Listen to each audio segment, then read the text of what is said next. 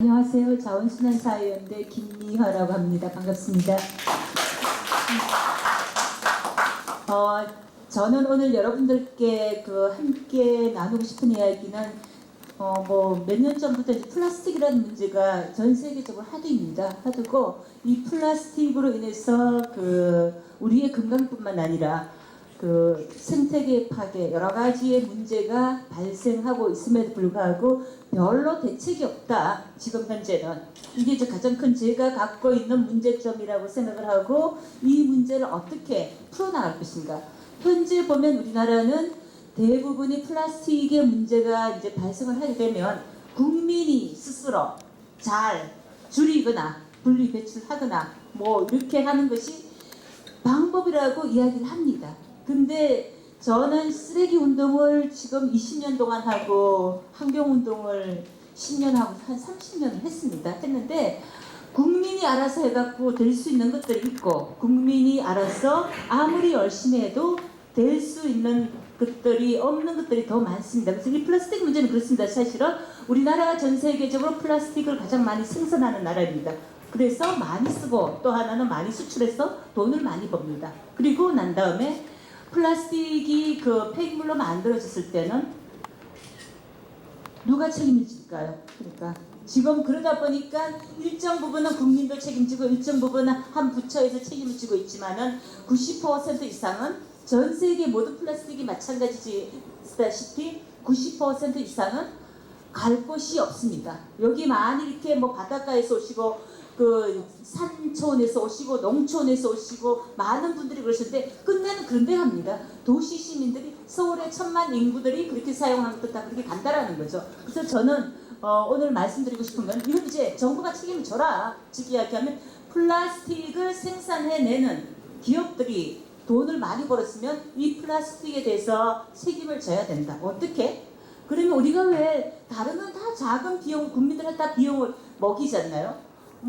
소주 한 병 사도 빈 용기 보증금 그래갖고 100원을 먼저 이렇게 맡겨놓고 소주병을 가져가면 돈을 찾아옵니다. 이럴 정도로 모든 분들이 국민한테 부담을 시킵니다. 근데 지금 현재 플라스틱 원료를 생산해내는 기업에게는 우리가 아무런 부담이 없다라는 거죠. 그것도 우리나라의 작은 소기업이 아니라 우리나라 진짜 부자인 대기업만 다 이렇게 이 석유 업체를 갖고 있는 거죠. 석유 생산 업체들이 이렇게 만듦에도 불구하고 별 책임 없이 돈은 벌고 그리고 국민들한테 별로 그렇게 도움을 주지 않는다라는 거죠.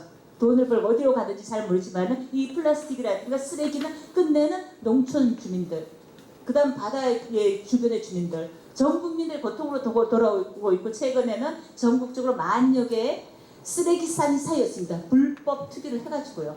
이러한 문제에서 근본적인 해결 방안은 정부가 모든 플라스틱에 대한 것들을 책임을 져라. 책임을 지고 플라스틱을 생산하는 데부터 관리를 해달라. 그러면 그 플라스틱을 생산해서 어디로 가는지 어느 만큼 사용했는지 그리고 최종적으로 얘가 어디서 죽었는지 이것까지 정부가 책임져 달라는 겁니다. 그래서 쓰레기로 인해 갖고 더 이상 국민들이 피해를 보지 않게끔 또 환경이 피해를 보지 않게끔 그리고 쓰레기로 남았을 때 더 많은 국가의 비용과 국민의 비용을 더 이렇게 쓰지 않게끔 그런 부분에 있어 갖고는 저는 플라스틱에 있어 갖고는 플라스틱의 세금을 먹여야 된다. 이 말씀을 드리고 싶고요. 이거는 정부가 당장은 못하더라도 어떻게 그런 플라스틱세를 우리가 도입을 할 것인가 이러한 것들이 필요하고 이건 우리나라뿐만 아니라 지금 전 세계적으로 우리가 이야기하는 선진국들은 다 이렇게 가고 있다라는 거죠. 플라스틱에 모든 세금을 도입을 하는 거죠. 도입을 하는 거고 그 책임들을 기업에다 책임을 맡기는 거죠. 그러니까 우리나라는 이제 지금 플라스틱이 있어갖고 이 두 가지의 세금 형태로 지금 하고 있다. 하나는 생산자 책임 재활용 제도라는 게 있고 폐기물 부담금이라는 게 있습니다. 폐기물 부담금 말 그대로 얘가 재활용이 힘들다. 담배꽁초, 껌, 기저귀, 기타 등등 이런 것들은 폐기물 부담금에 들어가 있습니다. 왜? 얘네들은 재활용이 힘들기 때문에 생산 과정에서 비용을 걔네들은 미리 내고 판매를 할 때입니다. 두 번째는 EPR 제도라고 생산자 책임 재활용 제도가 있습니다. 이 제도는 말 그대로 물병, 뭐 이런 거 있잖아요. 기타 이제 우리가 사용하는 여기 용도에서 보시면 생산자 책임 재활용돼서 생산자들이 책임질 수 있는 이런 병, 용기, 이걸 용기라고 그러거든. 용기류라든가 포장재, 일회용품 이런 것들만 포함이 되고 있다라는 이야기죠. 그래서 네, 그래서 저는 이것뿐만 아니라 90% 이상은 세금도 안 먹이는 그 플라스틱에 대기업이 생산해내는 여기에 정부가 책임지고 세금을 먹여라 이 말씀을 드리고 싶습니다. 자세한 이야기는 이따가 다시 한번 이야기하겠습니다. 네, 감사합니다. 예, 두 번째 예정에 대해서 설명드리겠습니다.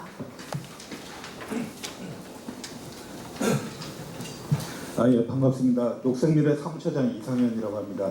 예, 제가 오늘 얘기하고 싶은 건 악취인데요. 악취는 시민들의 민원이 그 환경 문제 중에서 가장 많은 게 악취입니다. 그럼에도 불구하고서 해결 안 되는 게 악취입니다. 그래서 이에 관해서 오늘 얘기를 하고 싶은데요. 제가 제목으로는 악취방지법 개정이라 썼는데 실질적으로 주장하고 싶은 거는 악취의 유형별 조사하고 공정시험이나 지정 악취 물질 확대 등의 제도 개선 부분을 얘기하고 싶습니다. 먼저 악취는 두 가지로 조사를 하는데요. 하나는 복합 악취라 해서 사람들이 코로 이렇게 맞는 건데 채취를 한 다음에 분석기관에 가서 48시간 이내에 사람 5명에서 판정을 하는 방법이 있습니다. 근데 이 방법이 문제는 뭐냐면 이게 현장에서 이루어져야 되는데 48시간 이내에 이루어지다 보니까 이게 제대로 된 악취에 대한 분석이 제대로 될 수가 없어요. 이게. 그리고 또 하나의 문제는 악취에 채취하는 지점도 문제입니다. 이게 보통은 부직연계선을 하거나 부직연계선하고 배출구를 하는데 주로 악취라는 게 바람에 따라서 이렇게 이동도 하기 때문에 오히려 배출구보다 먼 데서 더 악취가 발생하는 경우가 많아요. 근데 이런 거에 대해서 조사를 실질적으로 안 하고 있습니다. 세 번째는 악취에 대한 채취 시점입니다. 악취는 기상 등에 따라서 굉장히 다른데 횟수도 기준이 없어요. 그래서 딱 한 번 하고 마는데 이게 맑은 날 하는 건지 흐린 날 하는 건지 이런 거에 대해서 그리고 여러 번 해서 평균값을 내던가 해야 되는데 이런 기준 자체가 잘못되어 있고요. 두 번째는 지정악취 물질입니다. 지정악취 물질이 22종밖에 안 돼 있어요. 그래서 과학자들은 냄새가 나는 종류가 한 40만 종 된다고 합니다. 근데 우리나라는 딱 22종이에요. 그러니까 요걸 가지고서 악취를 조사를 하기 때문에 오히려 악취를 조사하면 대부분이 이게 안 나와요. 시민들이 체감하는 만큼 나오지가 않아요. 그러고서 그걸 오히려 면접으로 줍니다. 기업이라든가 음식점이라든가 하수구나 분명히 시민들은 냄새가 나. 그래서 민원을 제기하는데 분석해보면 안 나왔다.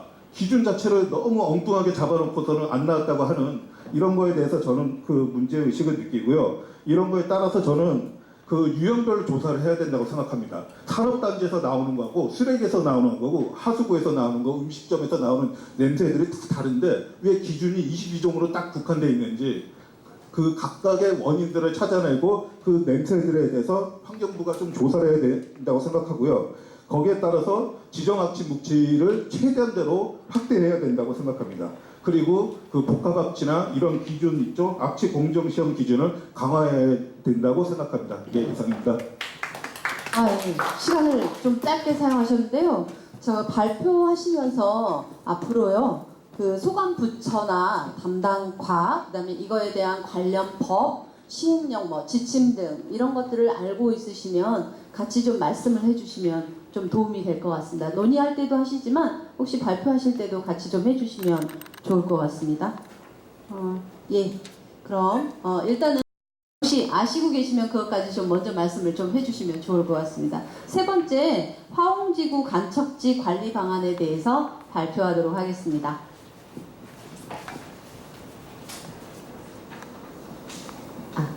예, 인사드리겠습니다. 화성환경운동연합 사국장 박혜정입니다. 만나서 반갑습니다.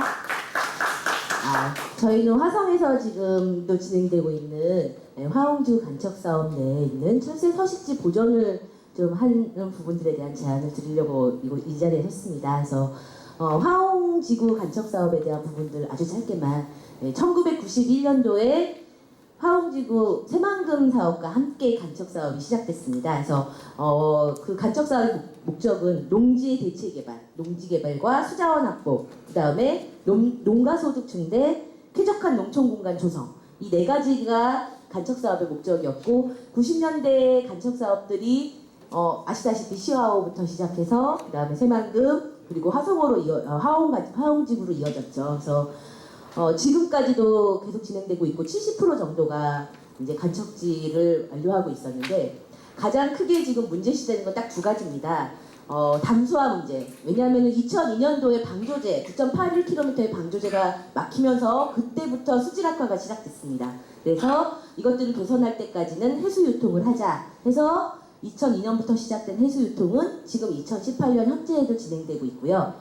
그러면은 이게 점점점 수질이 좋아지고 간척지가 조성되면서 그 습지를 많이 조성을 했어요. 500헥타르 정도 내측에다가 지금 62제곱킬로미터의 갯벌을 막아서 50헥타르 정도의 5제곱킬로미터 정도의 습지를 만들어서 그걸로 물을 정화하겠다, 화성호 안쪽에 있는 물을 정화하겠다고 하니까 당연히 안 되죠. 그래서 수질은 지금도 계속 나빠질 것이라고 저희는 예상하고 있고 화성시와 환경운동연합 시민단체 모두 해수유통 부분들을 계속해서 주장하고 담수화를 반대하고 있는데 문제는 이 간척지에서 재배될 수 있는 게 염분기 때문에 논농사 즉 수도작 중심으로밖에 재배가 안 돼요. 그래서 이런 부분들로 농경지를 많이 만들다 보니까 농어촌공사에는 담수화 부분들이 반드시 필요하겠죠. 그러면 그렇지 않으면 농지 활용이 안 되니까.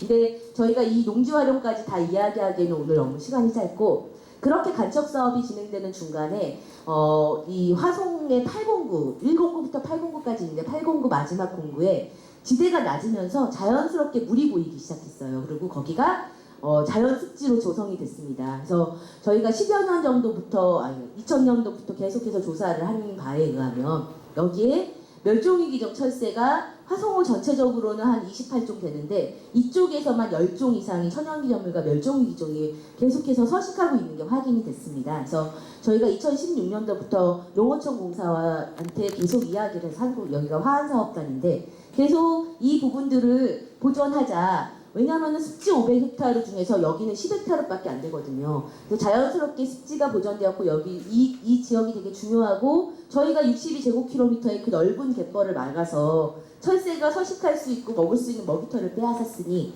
이 습지 정도는 토지 이용 계획상 변경이 가능하지 않냐. 왜냐하면 이곳이 지금 매립될 위기에 처해 있어요. 어떤 곳으로 매립을 한 토지 이용 계획이 경관작물 단지입니다. 경관작물 단지가 뭐냐면 해바라기 유채꽃 같은 거 심어서 매립해서 그곳을 경관작물 단지로 만들려고 하는 부분들이고 저희가 이 부분들이 경관작물 단지로서의 토지 이용 계획을 습지로서만 변경하면 되지 않나 아주 쉬운 부분이다라고 했는데 3년째 지금 협의가 안 되고 있습니다. 이유는 아주 간단합니다. 갯벌을 매립할 때와 똑같습니다. 새들은 다른 데로 갈 것이다. 서식지 여기가 없어도 다른 서식지를 이용할 것이다. 주변에 있는 습지를 이용할 것이다. 대체 서식지를 마련하겠다. 왜 이렇게 훌륭한 곳이 있는데 다시 돈을 들여서 대체 서식지를 마련해야 되는지 저희 도저히 이해할 수가 없죠. 그리고 해바라기 유채꽃이 자랄 수 있는 땅의 환경이 아닙니다. 그래서 그분도 직접 말했어요. 여기는 경관작물 단지로서 그런 작물들이 자라지 못하기 때문에 나중에 또 논으로 이용될 거다라고 이야기를 하셨는데 여하간 이 부분들을 지금 계속해서 합의가 이야기하고 계속 농림수산부에게 올라가면 됩니다. 그래서 토지 이용 계획을 변경해서 아주 간단한 부분들인데도 지금 협의가 안 진행되고 있는데 저희는 딱 두 가지를 제안했습니다. 이곳을 토지 이용 계획 변경하고 간척지 내에 철새 서식지가 살 수 있는 곳을 좀 보전할 수 있는 부분들로서 농림부나 그 간척 사업을 진행하는 모든 곳에 있는 행정기관들이 노력해야 된다. 왜냐하면 90년대와 2000년대는 달라졌기 때문에. 그래서 그 부분들을 이야기하고 있고 단지 토지 이용 계획만 변경하지 말고 관리하는 주체를 지자체, 저희 열심히 하고 있거든요. 시민단체, 농민, 어민 모두가 함께 협의체를 구성해서 이 부분들을 어떻게 관리할 것인가를 할 수 있는 그런 협의체가 있었으면 참 좋겠다라는 부분들도 같이 제안드리고 있습니다. 그래서 많이 관심 가져주시고요. 불가능하지 않습니다. 저희 장다리 물대새 장다리 물대새 번식지를 저희가 며칠 전에 지켜냈거든요. 그 한국농어촌공사랑 합의해서 불가능하지 않은 일이라고 생각합니다. 그래서 행정적인 부분들만 조금 뒷받침된다면 충분히 가능한 철새 서식지 보존을 지킬 수 있다고 생각합니다. 이상입니다. 네, 감사합니다. 네, 다음은 네 번째 농어촌 노인 인구 종량제 봉투 무상 지급 방안입니다. 안녕하세요. 통영거제 환경운동연합에서 온 지욱철입니다. 저에게 갑자기 어제 통화하다 보니까 한 건 더 주셔서 제가 2건을 하게 됐는데요. 6분 안에 마치도록 하겠습니다. 두 건 동시에 하십니까? 네. 네네. 제 학명은 농어촌 노인가구 종량제 봉투 무상 지급인데요. 이것은 지난 지선, 그 앞에 지선에서도 통영시장에게 제안했던 바인데 이루어지지 않았습니다. 도심에서는 잘 모르겠습니다만 시골 지역으로 가면 또 어촌 지역으로 가면 곳곳에서 불법 소각이 많습니다.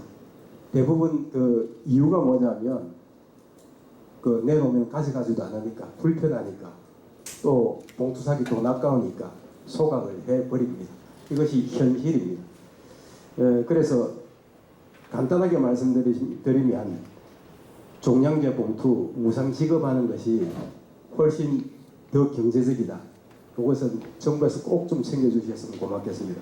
그리고 그래도 잘 안 지킨다 그러면 엄정법 집행을 좀 해주시기를 바랍니다. 혹시 종량제 봉투 같은 경우는 그러면 혹시 자녀들에게 줄 것 아닌가 이렇게 이야기들을 하더라고요. 색깔을 달리하면 됩니다. 그래서 시골 지역에서 오히려 소각 대신에 종량제 봉투 무상 지급하는 것이 환경적인 측면에서도 경제적인 측면에서도 훨씬 유리할 것이다. 그렇게 생각합니다. 그러면 대기질도 개선될 테고요.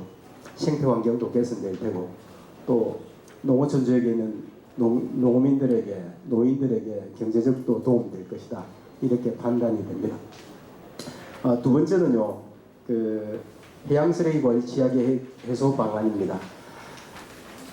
이 내용은 결국 앞에 것도 마찬가지고 지금 것도 마찬가지고 근원적인 해결은 안 됩니다. 왜냐하면 이미 그렇게 생산이 되고 있고 이미 사용되고 있기 때문에 일부분 쓰레기가 될 수밖에 없는 그런 상황입니다. 사실 원천적으로 한다 그러면 쓰레기를 생산하지 않는 것이 가장 좋습니다. 쓰레기가 될 만한 제품을 만들지 않는 것이 제일 좋은데 우리 첫 번째 자원순환연대에서 발표했던 내용과 비슷하다고 느껴지네요.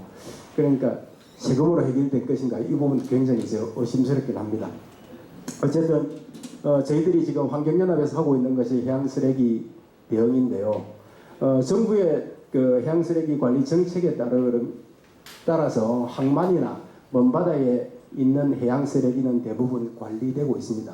그것도 100% 되고 있는 건 아니지만 관리는 되고 있습니다. 그런데 연안으로부터 이제 간조시에 수심 5m 지역을 연안 습지라고 부르는데요. 이쪽 지역으로 조류나 파도에 의해서 바람에 의해서 쓰레기가 다 밀려와 있습니다. 그래서 연안 사진 한번 보시면 저희들 이 사진 한번 봐주세요. 보시면 연안에 스티로폼 아까 이제 플라스틱 말씀하셨는데 플라스틱의 한 종류죠. 스티로폼이 연안에 곳곳에 밀려와 있고 특히 무인도서 또 길이 없는 그런 연안에 굉장히 많이 밀려와 있습니다. 이것이 미세 플라스틱화 되어서 어류나 해류나 또 해조류에 굉장히 악영향을 미치고 있습니다. 그래서 이런 것들을 좀 해소하고 싶은데요. 기 들어가 있는 것이니까 어민들을 활용해서 했으면 좋겠다 이런 생각이 듭니다. 어민들은 어디에 뭐가 있는지 자기의 삶의 터전이다 보니 잘 알고 있습니다. 특히 진적 쓰레기 같은 경우는 연안에 해조류가 자라는 곳에 이렇게 덮쳐 있기 때문에 쌓여 있기 때문에 해조류가 다 죽게 되어 있습니다. 그러니까 산란지 파괴 현상으로 이어질 테고요. 그래서 이 위치를 잘 알고 있는 어민을 통해서 이 문제를 해결했으면 좋겠다. 그리고 또 저희들이 하고 있는 것 중에 연안 스티로폼이나 지금 도심에서 떠내려온 피트병이나 다른 각종 생활 쓰레기들 이런 것들 치우고 있는데 이것 역시도 수심이 낮은 곳이다 보니까 작은 배를 이용해서 이것들을 수거해야만 합니다. 저희들이 하고 있는 이것을 보고 아직까지 관주도로는 되었습니다만 약간 봉사 차원에서는 되었습니다만 진적 쓰레기 같은 경우 전국에서 유일하게 처음 시도를 했다고 합니다. 그래서 연안에서 올라온 게 작년에 올라온 것이 한 60여 톤 저희들이 올렸는데요. 올해 지금 한 30여 톤 지금 올렸습니다. 그래서 그렇게 이제 걷어내고 나니까 해조류들이 살아나고 특히 그 국가에서 보호종으로 지정해 있는 거머리말이 살아나고 있거든요. 거머리말 군락지가 굉장히 확산되고 있습니다. 그렇게 되면 틀림없이 그 산란지다 보니까 각종 어류들이 와서 그 알을 놓거나 새끼를 부화하는 그런 그 훌륭한 생태 환경이 조성되지 않을까 그렇게 생각합니다. 그렇게 되면 이제 기대 효과가 해양쓰레기 관리 해역이 그 취약 해역이 해소될 거다. 그 다음에 어족 자원이 회복될 거다. 그 다음에 어촌 사회의 인력 활용으로 일자리 창출과 함께 지역 환경이 또 개선될 거다. 그리고 또 주민의 해양 환경 인식이 고치될 거다. 그리고 또 행정기관의 해양쓰레기 탐색에 소요되는 비용이 절감될 거다. 그리고 지역 현안에 대한 민간 협력으로 시민 참여 행정이 구현될 거다. 이렇게 생각을 합니다. 이것에 그 근거가 하나 있습니다. 저희들이 2014년부터 고등학생들과 함께 해양 정화 활동을 했는데 거기에 참여했던 학생들이 들만 변했습니다. 다른 사람 옆에서 구경하던 사람 주민들이 변하지 않았습니다. 저희들이 그 작년부터 사회복지공동 모금에 제안서를 내서 5억 펀딩을 받아서 어민들을 참여시킵니다. 이제 어민들이 변했습니다. 참여 교육 때문에 그렇습니다. 그래서 쓰레기를 치우다 보니까 조업하러 나갔다가 취득한 쓰레기 되가져오기를 합니다. 전에는 가진 것도 다 버렸는데 다시 가져오더라고요. 국가에서 이렇게 어민들을 활용해 주시면 아마 자기의 생태 환경은 스스로 지키는 게 되지 않을까. 그래서 꼭 좀 챙겨봐 주시면 고맙겠습니다. 이상입니다. 네. 두 가지 안건에 대해서 이어서 발표를 해주셨습니다. 그래서 6번째 환경 영향 평가 제도 개선에 대해서 이번에 발표하겠습니다. 네, 마산창원시내 환경동장 이보경입니다. 반갑습니다. 지금 말씀드릴 그 환경영향평가 제도가 개선된다면 실제 현장에서 느끼는 많은 문제점들이 사전에 좀 해결될 수가 있을 것이고 아마 오늘 연세로 올라온 것들도 상당수 좀 해결이 가능할 거라고 봅니다. 지금 환경영향평가의 사실 목적은 어쨌든 최종적으로는 지속 가능성이 있습니다. 미래 세대를 위한 것임에 불구하고 현재 법은 현재 실행은 그 개발 가능성에 두고 있고 개발을 전제로 하고 있다는 게 문제점이라고 볼 수 있습니다. 그래서 현실적으로 뭐 작성해서 사후 영향 평가까지 전반적으로 부실이고 거짓 평가서가 난무하고 있는 상태입니다. 그러다 보니까 개발을 용이하게 하는 제도적인 요식행위다 이런 말을 저희들이 하고 있습니다. 이런 문제가 일어나는 가장 기본적인 것은 가장 기본적인 것은 일단 사업자가 작성 대행업자를 선정해서 비용을 지불하는 형태라는 겁니다. 그러다 보니까 계속해서 저가의 비용 입찰을 하게 되고 또 작성 대행업체는 지속적으로 이 사업을 받기 위해서 의도적으로 거짓 부실 보고서를 낼 수밖에 없는 상황이라는 겁니다. 그러니까 사업자의 입맛에 맞춘 보고서를 작성하고 그것이 나중에 들통이 나서 뭐 사업이 중단된다든지 지연된다든지 이런 또 사회적 갈등 문제가 지금 발생하고 있습니다. 이렇게 거짓 부실된 보고서를 유역청과 같은 협의기관에 내면 그걸 또 유역청에서 제대로 평가하지 않습니다. 현장도 가보지 않는 경우가 사실은 많고 인력이 부족하다 보니까 그래서 아주 형식적인 검토가 이루어진다는 게 문제입니다. 그리고 문제가 발생했을 때 거짓임이 나타났을 때 사실 벌칙 조항에 보면 그 사업자나 승인기관이 주는 것이 아니라 작성 대행 업체로만 한정되어 있습니다. 그래서 대행 업체가 아주 소규모 업체들이 그 벌칙을 받게 되고 뭐 적발이 된다 하더라도 사업이 중단되는 것이 아니라 사업은 그대로 가고 재작성할 수 있는 근거조차도 없는 게 현실입니다. 그래서 유역청 같은 경우에는 협의 의견을 내지만 사실은 뭐 저감 대책이라는 게 거의 다 지켜지지 않고 있는 상황들이 굉장히 많습니다. 실제로 협의 완료 전에 이미 설계가 들어가서 착공이 되는 경우가 허다하고 그리고 저감 시설 없이 미리 착공에 들어갔다가 또 적발되어서 뭐 갈등을 일으키는 경우가 사실 허다합니다. 그래서 이제 그리고 또 협의기관에 이런 문책 권한들이 없기 때문에 실제로 협의기관에 대해서 협의를 해준다 하더라도 형식적인 것에 지나지 않는 경우가 많습니다. 그래서 저희는 이 제도 개선을 위해서 일단은 환경부하고 협의를 담당하고 있는 유역청하고 그리고 KEI 그리고 환경단체 그리고 특히나 법정 보호정에 대해서 그 중요 업무를 맡고 있는 국가습진해태원 그리고 해양생물자원관 뭐 이런 곳들에서 그 일하는 전문가들과 함께 TF를 좀 구성했으면 합니다. 그렇게 해서 이게 지금 문재인 대통령 100대 과제 안에 하나이기도 한데 공탁제를 도입하는 겁니다. 그래서 환경부 안에 실제적으로 이 업무를 할 수 있는 기관을 별도로 선정해서 공탁제로 해서 사업자가 사업을 하기 위해서 환경 영향평가에 드는 비용을 그 기관에 내면 그 기관에서 그 용역업체를 선정해서 그 용역을 하게 하고 제대로 평가하고 이후에 문제가 발생했을 때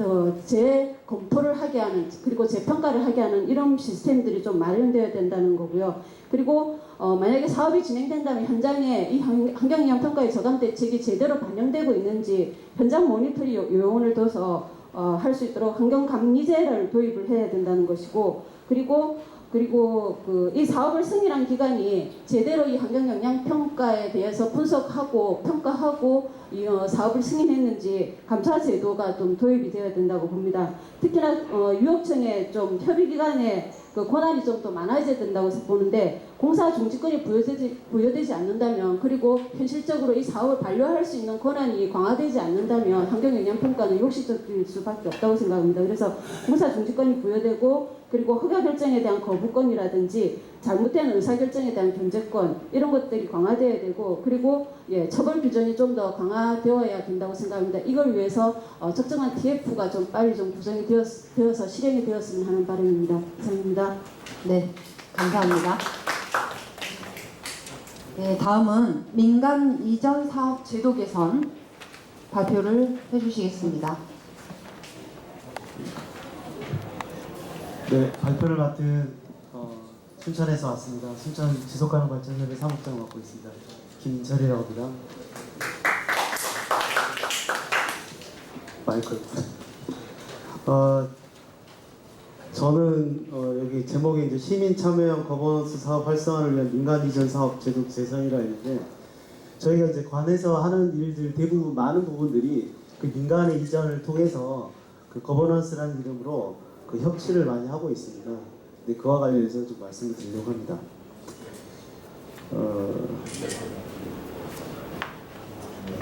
네, 사실 이제 이 정부 혁신 국민 포럼도 마찬가지로 이렇게 시민과 아니 국민이 참여해야 된다고 생각하는데, 근데 그 참여에 있어서 저희가 얼마나 그 참여를 대상으로 보느냐, 아니 주체로 보느냐 이 차이가 있는 것 같아요. 그래서 사실 시민들이나 그 국민들은 의지와 아이디어만 있으면 해야 되는데 그와 관련해서 실제 회계 시스템 그 복잡한 부분들을 해결할 방법이 많이 없습니다.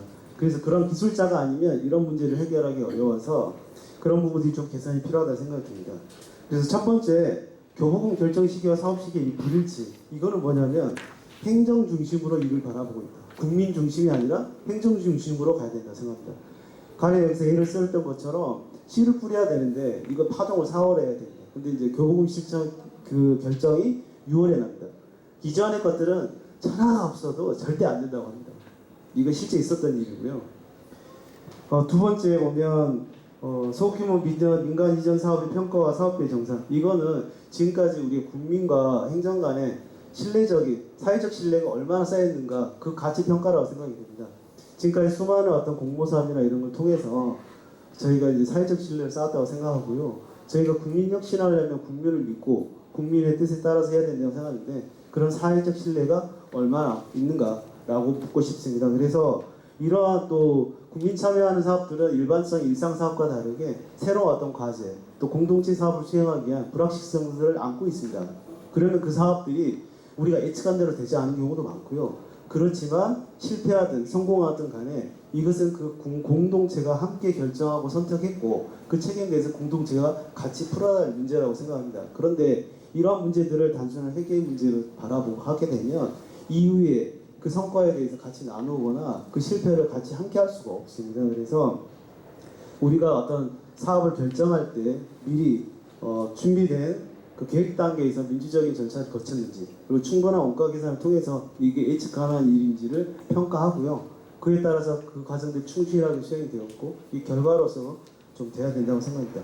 그것을 저희 이렇게 이야기하는 것은 그동안 수많은 이러한 국민 참여 프로그램 통해서 많은 DB가 쌓였을 거라 생각합니다. 왜 그런 걸 활용하지 않는지. 거기에 보면 대부분 인건비라든가 아니면 비용들 다 계산이 나와 있어요. 근데 그거를 다시 영수증을 받고 이런 문제를 통해서 많은 시간과 문제를 두고 있다고 생각합니다. 그리고 세 번째, 기본 비용과 내부자의 인건비 지급 부분은 사실 이러한 일을 좀 시행하는 데 있어서 저희가 뭐 회의 몇 번 하고 만나는 거 있지만 그 뒤에도 사람들과 만나서 소통하고 또 어떤 현장을 답사하고 하다 보면 기본 비용이 듭니다. 그거는 어떤 돈으로 결정할 수가 없는 것도 되게 많고요.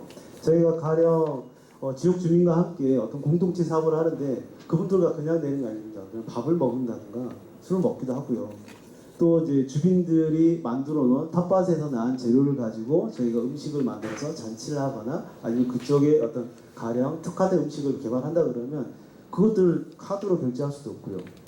또 뭐 현금 입금한다고 해서 그 뭐 주민등록증도 받고 뭐도 받고 이 회계지침에서 했었었는데 나중에 이거에 대해서 정산하는 환경문화 해수부에 갔었을 때는 이거를 인정해주지 않아가지고 실제 그 사업을 수행했던 1,000만 원 비용 중에 600만 원을 다시 반납을 한 사례가 있었습니다. 그래서 마무리 정리해 주세요. 예, 그래서 이런 기본 비용이라든가 참여자 수에 대한 권리 보장들이 필요하다고 생각이 들고요. 그래서 이러한 것들을 해결하기 위해서 행정사무 처리 지침의 개정이라든가 보고서 제출의 마감, 또 회계 지침의 개정이 필요하다고 생각합니다. 그래서 다른 분야의 규제에 샌드박스를 할 게 아니라 이러한 민간 협력 부분에 대해서 샌드박스를 먼저 설정해서 이런 것들을 검증하고요. 이런 것들이 가능하다 그러면 좀 확대해서 할 필요가 있다고 생각합니다. 네, 이상으로 마치겠습니다. 네, 감사합니다. 네, 이제 마지막 발표입니다. 발표하겠습니다.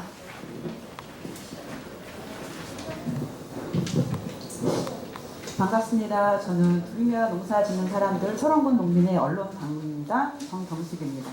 이렇게 나와서 발표할 거라고 예상을 못해서 일단 자료를 중심으로 말씀을 드리는 게 철원 문제부터 정리가 쉬울 것 같아요. 일단은 저는 지금 철원에서 농사 짓는 분들은 철원 농지가 지금 이러한 상황으로 간다면 과연 지속적으로 이 농사가 가능하겠는가. 아직 주산업이 철원이 농업인데 이게 가능하겠는가, 농지 자체가 지속적으로 유지될 수 있는가가 지금 굉장히 큰 위기에 처해 있다고 느끼고 있어요. 그래서 정부에서 농림부, 환경부, 그 다음에 이제 행안부, 통일부 다 협력을 해서 TF팀을 만들어서 이 적경지역, 특히 철원의 농지가 보존될 수 있는 어떤 구체적인 정책을 마련해주면 좋겠다 해서 봄부터 지금 활동하고 있습니다. 자, 아시다시피 철원 평야는 세계적인 두루미 서식지죠. 그리고 이제 그 농지가 굉장히 지질이 독특한데 철원 평야의 그 바탕 기반은 화강암 지대예요.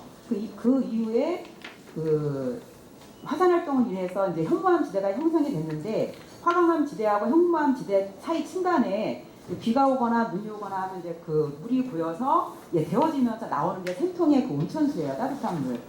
근데 그 샘통 물이 흐르는 곳 뭐 대교천이나 한탄강하고 합수되면서 그리고 이제 주요 저수지물 흘러내려오는 물하고 합수가 되면서 1월 달에도 개구리 다리 하나 나온 거, 다리 2개 나온 거, 다리 4개 나온 거를 다 볼 수 있을 만큼 생물 다양성이 굉장히 뛰어납니다. 근데 이제 이렇게 좋은 우리 평야가, 철원 평화가 이제 언제까지 지속 가능할지 굉장히 지금 의문이고요. 그 이유는 뭐냐면 이미 보도된 내용을 보신 분은 아시겠지만 2015년, 16년, 17년 계속 지금까지 기업형, 외지인이 투자한 기업형 투자가 지금 난립하고 있어요. 그것도 집중적으로 어디에 난립을 하고 있냐면 오질이라고 우량농지 지역이 있어요. 거기하고 또 이제 철새 도라지라고 많은 사람들이 알고 있는 그 유명한 양지리, 철새마을, 거기에 바로 투자들이 난립을 하고 있습니다.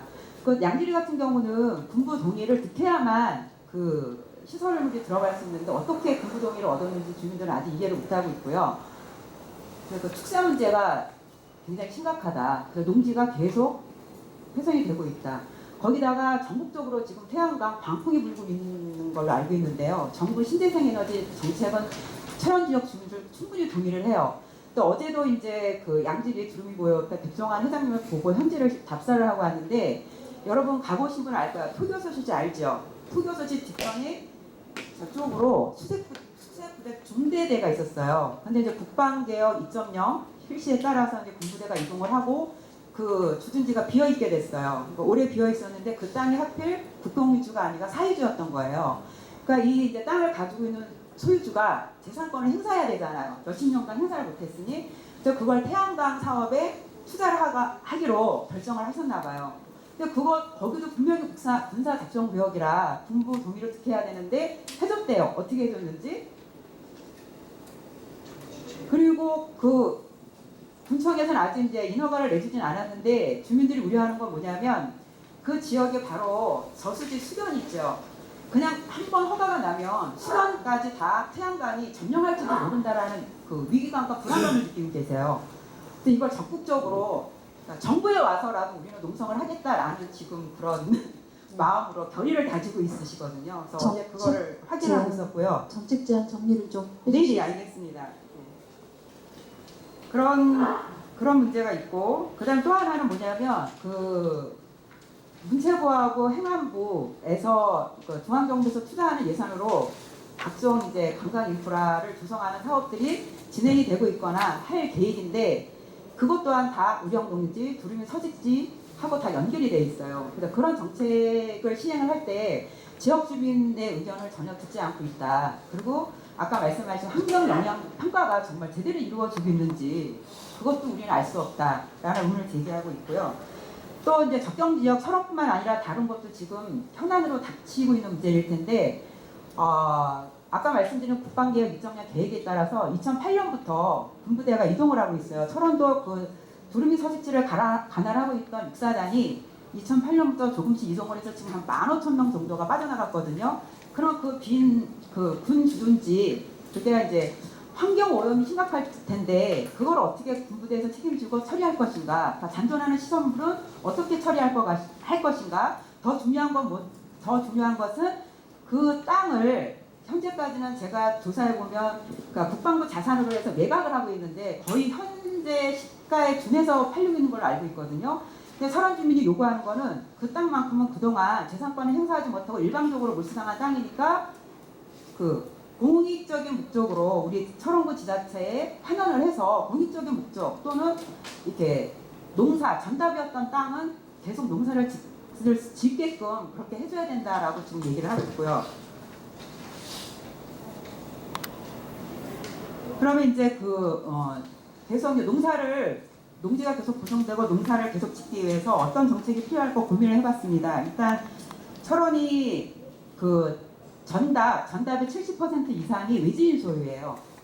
그래서 그 외지인들이 토지를 살 때는 분명히 농지를 전용을 해서 뭔가 투자를 하기 위한 투기 목적이 크겠죠. 그래서 지금 계속 융통성이 북상을 하고 있고 그 남북 교류가 진행이 되면서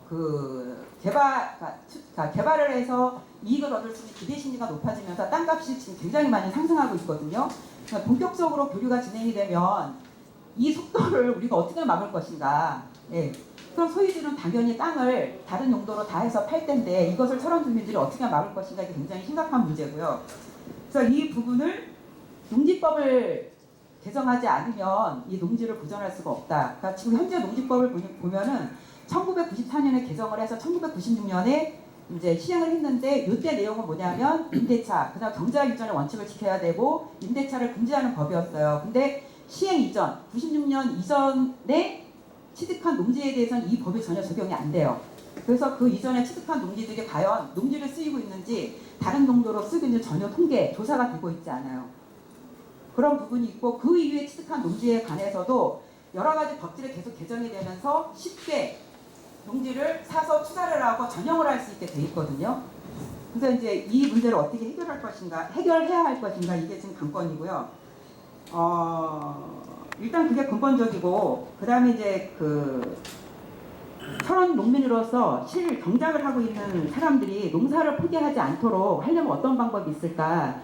현재 이제 생물 다양성 관리 계약 기금이 지원되고 있잖아요. 근데 철원 지역 같은 경우는 그 국도비 분비가 지원이 되고 있는데 국가가 지원하는 비용이 턱없이 굉장히 적어요. 그래서 이 기금이 좀 더 확대돼서 그러니까 지원이 될 수 있도록 그러니까 규모도 확대를 하고 지원금도 좀 많이 늘려서 벽지통치나 겨울 문헌 조성하는 거, 그 다음에 친환경 농법을 하는 농민들에게 어떤 혜택을 주는 방법으로 개선이 되어야 농민들이 농사를 포기하지 않을 것이다. 그것도 철원 농민이 자기 땅을 가지고 병작을 하는 경우에 있어서. 그리고 또 하나는 이제 농어청 공사의 문제인데요. 여기에 나오는 거 말고 제가 자료를 조사해 보면 농어청 공사가 안고 있는 문제가 굉장히 심각하다. 여기 나와 있는 내용 말고 제가 자료를 조사해 보면 저런 규정이 있어요. 농어청 공사에서 이제 농지를 농민들에게 임대해 주는 그런 그 제도가 있는데, 그렇게 임대차 또는 사용대차하는 방법이 있는데요. 그렇게 할 경우 계약 기간 중에 농지를 무한정 규모로 이렇게 그 소유할, 그러니까 농사를 짓고, 그러니까 경작하는 농지의 규모를 무한정 확대할 수 있는 그런 내용이 있어요. 그리고 그 기간 안에, 계약 기간 안에 이 농지를 다른 용도로 전용을 해도 전혀 어떤 법적 제재를 받지 않아요. 현실적으로. 그러니까 이런 제도의 틈새를 이용해서 또 농지를 이렇게 확대를 하고 어떤 전용을 해서 또 이렇게 투기의 대상으로 만드는 그런 일들도 현실적으로 많이 벌어지거든요. 그러니까 서로는 결국 지금 총체적인 난국이다. 그러니까 주산업, 그리고 이제 인구가, 농업인구가 아직도 굉장히 많은데 이게 과연 지속적으로 이게 농사 자체가 가능할 것인지, 그게 굉장히 큰 문제이고요. 이 문제를 일단은 근본적으로는 농지법을 개선을 해야 되고, 그 다음 이제 보조적인 방법으로 생물 다양성 관리 계약 기금 등 여러 가지 이제 지원들을 농민들한테 해주지 않으면 좀 힘들 것이다. 그래서 적극적으로 이거를 좀 정부에 제안해 드리고 싶습니다. 이상입니다. 네, 감사합니다. 네, 발표를 들어보니까 많이 고민들을 하시고 제안을 하신 것 같아요.